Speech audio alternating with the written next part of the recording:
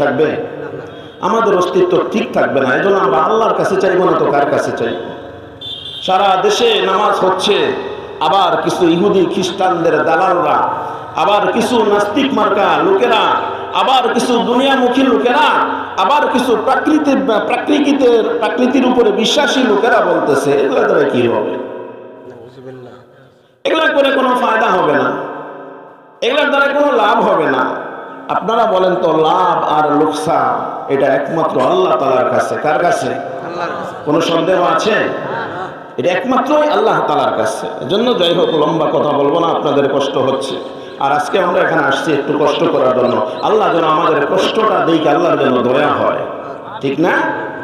আমাদের কষ্ট দেখে যেন আল্লাহ তাআলার দয়া হয়। যে মানুষগুলো এখানে উপস্থিত হয়েছে সবাই শৌখিন মানুষ, রোদ্রে 5 মিনিটও থাকার দরকার নাই, মাঠে ঘাটে 5 মিনিটও কাজ করার দরকার নাই। এই যে গরম